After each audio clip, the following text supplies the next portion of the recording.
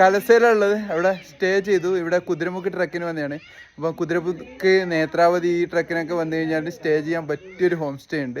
നമ്മുടെ രഘുസ് home stay ആണ്. ഇതാണ് രഘു സാറ്. അപ്പോൾ അദ്ദേഹത്തിൻ്റെ വീടാണ്. ഒരു 10-15 ആൾക്കാർക്കൊക്കെ വന്നു കഴിഞ്ഞാൽ സ്റ്റേ ചെയ്യാൻ പറ്റും. രഘു സാറേ പറയാൻ പറ്റുമോ ഇവിടെ എങ്ങനെയാണ് സ്റ്റೇ ചെയ്യുക, എത്രയാ അതിൻ്റെ ಎಷ್ಟು ಜನ ಬರ್ಕಾಗದೆ? 15 ಮೆಂಬರ್ ಬರ್ಬೋದು ನಮ್ಮ ಸ್ಟೇನಲ್ಲಿ. ಒಂದೇ ಗ್ರೂಪ್ ಆದರೆ 15 ಮೆಂಬರು, ಇಲ್ಲ 10 ಮೆಂಬರ್ ಬಂದ್ರೂ ಓಕೆ, ಏನೋ ನೋ ಪ್ರಾಬ್ಲಮ್. ಇಲ್ಲಿ Kudremukh peak, Netravati, Gangadikal, Kurinjal 4 trekking place ಇದೆ. ಎಲ್ಲರೂ ಇಲ್ಲೇ ಬಂದು, ಇದು ನಿಯರ್ ಬೈ ಆಗುತ್ತೆ, ಎಲ್ಲರೂ ಇಲ್ಲೇ ಸ್ಟೇ ಆಗ್ತಾರೆ, ತೊಂದರೆ ಇಲ್ಲ, ಚೆನ್ನಾಗಿದೆ. ಬನ್ನಿ, ಟ್ರೆಕ್ಕಿಂಗ್ ಪಾಯಿಂಟ್ಗಳೆಲ್ಲ ತುಂಬ ಚೆನ್ನಾಗಿದೆ.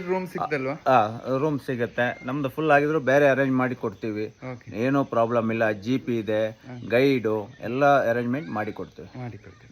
ഓക്കെ, അപ്പോൾ അങ്ങനെയാണ് കാര്യങ്ങൾ.